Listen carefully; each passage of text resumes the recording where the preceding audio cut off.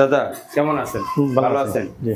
দাদা এটা লম্বায় আমাদের কয় ফিট আছে টয়লেট? ভিতর ভিতর আছে 7.5 ফিট। 7.5 ফিট। হ্যাঁ, জি। 7.5 ফিট। পাশে আছে ভিতর 5 feet. 5 feet clear. 5 feet clear. জি। First class toilet. জি। আচ্ছা, এখন আপনি সামনে আসো। এই যে রডগুলো গাড়া হয়েছে, এটা চারপাশে ঢালাই তো দিবেন। জি, অবশ্যই ঢালাই 6 ইঞ্চি দাদা? 6 ইঞ্চি ঢালাই। 6 ইঞ্চি ঢালাই। এটা দিতেছেন কেন?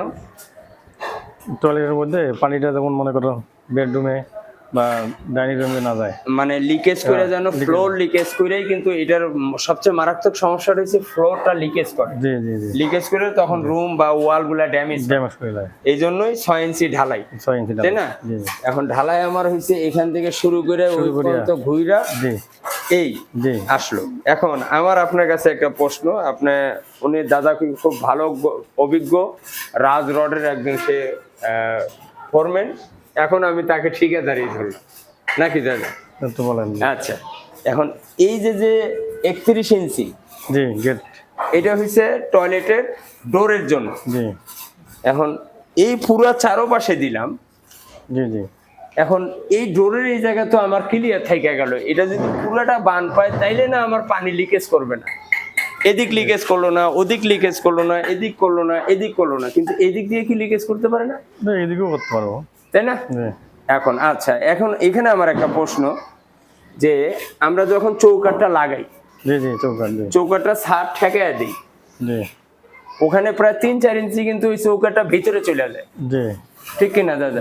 প্রায় 6 ইঞ্চির মতো ক্লিয়ার থাকে না ওইটা? 6 ইঞ্চি থাকে চৌকাঠের জায়গাটা। আচ্ছা, 4-5 ইঞ্চি আপনার নিচেই চলে যায়, এর উপরে আবার একটা টাইলসেরা বিট দেয় যেন পানি বাইরে না যায়। তা আমি এখন এই ফ্লোর আমার উঠবে, টাইলস হয়েছে 2.5 ইঞ্চি, কমপক্ষে 2 থেকে 2.5। এখন আমি যদি এটার সাথে এই 2.5 ইঞ্চিও ঢালাই দিই, চৌকাঠের ওই পায়াটা এই পাশ আমি কাইটা দিলাম, যেটা আমার ফ্লোরে ঢাইকা থাকতো, দরকার নাই ওইটা আমি কাইটা দিয়ে এখানে 2.5 ইঞ্চি দিলাম, তাইলে আমার হইলো কি, এই টাইলস আর এই ফ্লোর টাইলস বরাবর হয়ে গেল, বরাবর সমান। এর উপরে যায় আবার বিট দিল, তাইলে আমার বানটা কি পড়লো? বানটা তো 100 পড়লো দাদা? জি, লিকেজ করলো না নাকি আমি আমার মতো মন করা কথা বলছি? না, এটা আরো বেশি ভালো হয়, কারণ আমার লিকেজটা সব পাশে হইলো, কিন্তু এই পাশে আমার হচ্ছে না। প্রায় ইঞ্জিনিয়াররাও পরামর্শ দিচ্ছে যে 6 ইঞ্চি করে ঢালাই দেন। বুঝলাম, এটা পারফেক্ট, এটা 100-100, জি ঠিক আছে, কিন্তু আমার তো এটা এই যে ডোরের জায়গাটা, এটার কোনো সলিউশন পাইতেছি না। তাহলে এখন আমি কি আপনাকে ভুল বললাম? না না, ঠিক আছে, কাজ এটা কিন্তু আমার না, কিন্তু লিকেজ হবে কোনটা সেটা কিন্তু আমি ভালো বুঝি, তাই না? এখন এটা কি আপনার সাজেস্ট করেন এখান থেকে আপনি শুরু করবেন? যে এখান থেকেও মনে করো 6 ইঞ্চির লগে 2 ইঞ্চি দিয়ে দিলাম, 2 ইঞ্চি, এটা 2.5 ইঞ্চি দিয়ে দিলেন। হ্যাঁ, 2.5 ইঞ্চির জায়গায় আমার মনে হয় যদি 3 ইঞ্চিও দিই তাও ক্ষতি নেই। ক্ষতি নাই, কারণ উপরে আমার বর্ডার আছে, ওই বর্ডারের সাথে এটা সমন্বয় করে উঠায় ফেললো। নাকি আমি ভুল বলছি? না, ঠিক আছে দাদা। হ্যাঁ, 3 ইঞ্চি ঢালাই দিলাম আর লিকেজ করলো না, একলে 100 হলো। হ্যাঁ, তাইলে আমার মেইন হচ্ছে কি, লোভ দেখানো ঢালাই দিলে হবে না। এই ঢালাইটা, এই যে রড গুলা গাড়ছে, শাটারিং করছে, এটার কিন্তু আমার মনে হয় যে দাদার সাথে এই চুক্তিটা আমার বাড়িওয়ালার ছিল না, এটা এক্সট্রা, এটার বিল নেবেন না এক্সট্রা?